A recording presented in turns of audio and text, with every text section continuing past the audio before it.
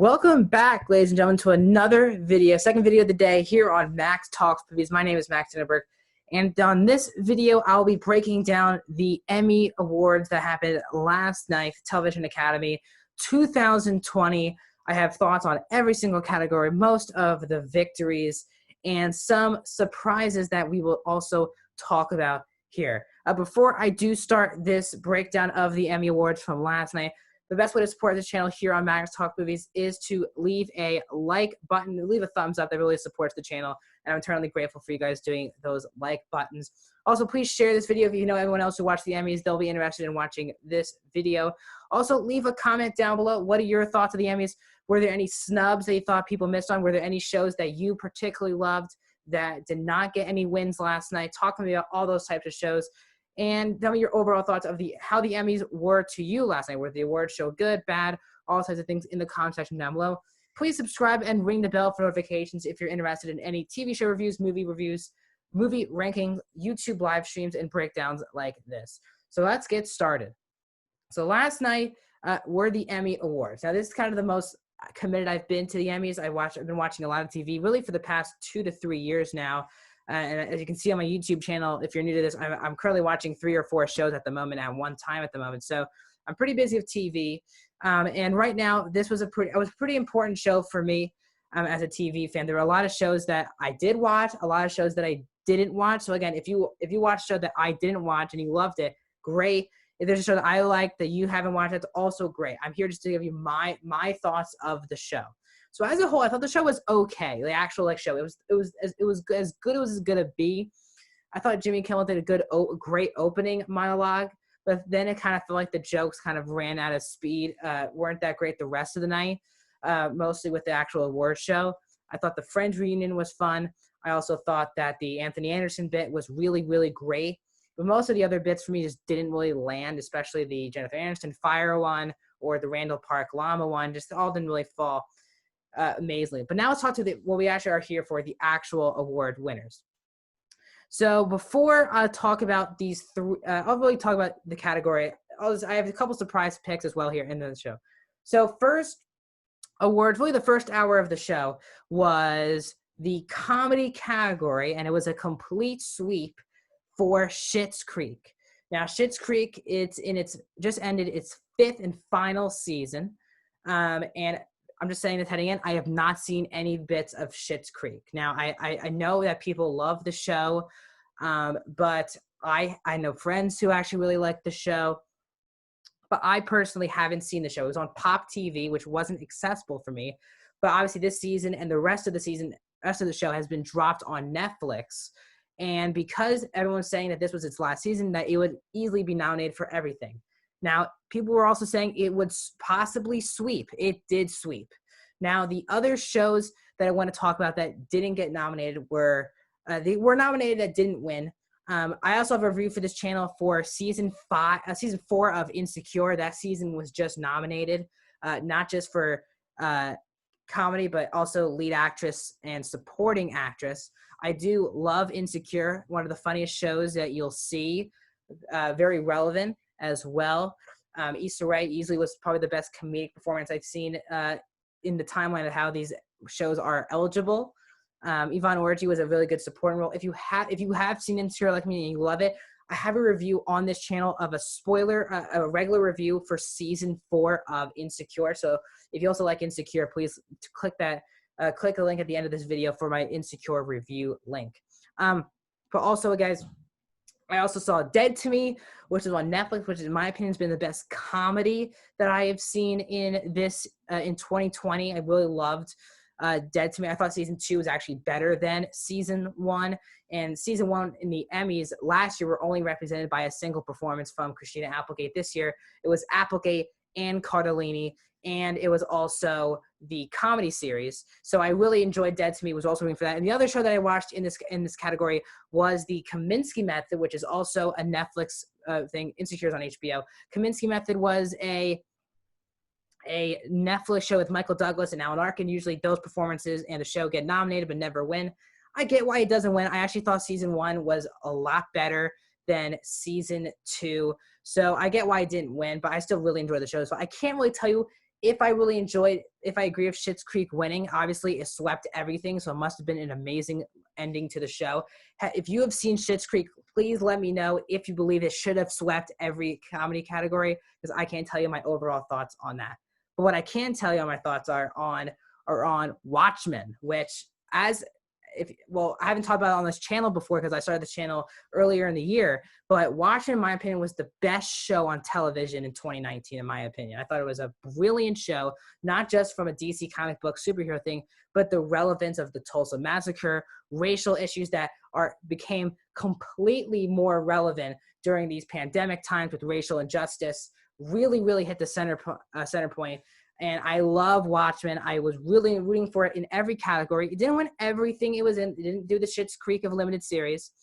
It did not win for directing, which I thought it should have been for Extraordinary Being. And it did not win lead actor or supporting actor. Now, lead actor I was cool with because Jeremy Irons was up for lead actor for Watchmen. He really didn't seem like a lead actor to me. He popped in one scene in the first, I would say, 6 or 7 episodes. Then he would come in late. And then Gene Smart, who I actually really wanted to see win, but I haven't seen Mrs. America, so I can't tell you if Uzo Aduba should have won over Gene Smart. Then you move into the wins for Watchmen, and I was writing for An Extraordinary Being, which in my opinion was the best episode of television.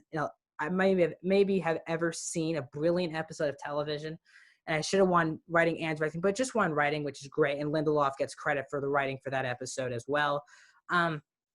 Regina King, of course, wins as lead actress. Fantastic performance by Regina King.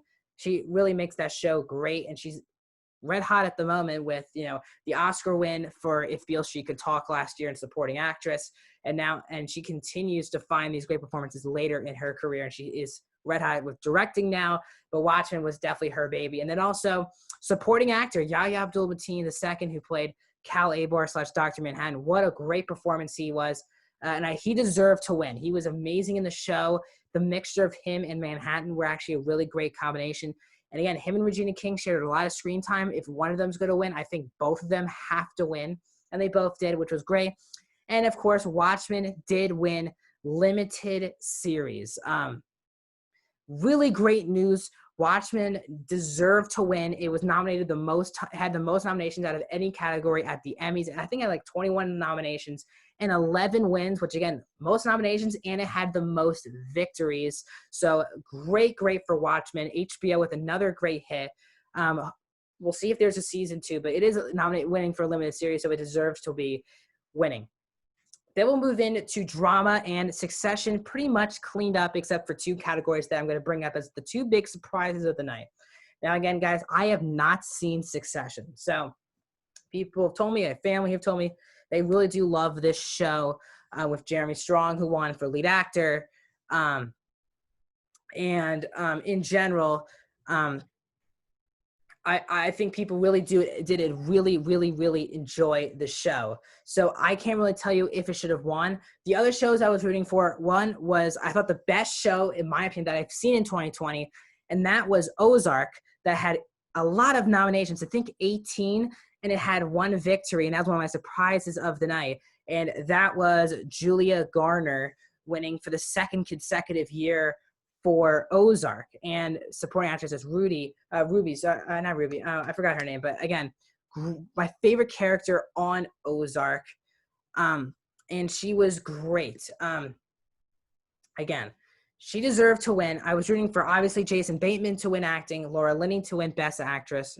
Actually, not Laura Linney as much, but Bateman and Garner for sure. And Linney was fantastic as well. The show is the best thing I saw on television this year. The seasons keep getting better and better. It keeps getting more dramatic. What a great show. And she definitely deserved to win. But the really surprise of the night was Zendaya winning Best Actress for Euphoria, even though Euphoria was not nominated the whole night. It had some creative Emmy awards, but the primetime Emmy awards, it was not nominated for Best Drama. It wasn't nominated for Best Drama Directing or Writing or any other acting categories. It was just Zendaya. So I kind of came in thinking it would be Laura Linney for Ozark because I just love her in Ozark. Now Zendaya is the better performance. Zendaya, again, if you don't know me, you know me personally, Euphoria is one of my favorite shows of the past 5 to 10 years. I love Euphoria. It was my 2nd favorite show, just behind Watchmen last year. And I was kind of sad because other than Zendaya, the show did not get really any recognition on the big awards. It should have easily been nominated for Best Drama. It should have easily been written for Best Writing and Directing because the show is so well shot and everything. But Zendaya wins, and I was the most happy I've been the whole night because I kind of knew heading in, even though Watchmen was my favorite show and I was really pulling for Watchmen the most, I kind of knew Watchmen was going to win most of the awards. So it kind of took all the drama out of that for me. Was I happy with Watchmen? I was clapping when it happened, yeah. But I had a huge smile on my face when Zendaya won for Euphoria because I love Euphoria. And there's no Euphoria really without that whole cast, but mostly Zendaya, who brings a really real performance onto that show. I love Euphoria. I think it's one of the best shows of the past couple of years. HBO with a gem in Euphoria.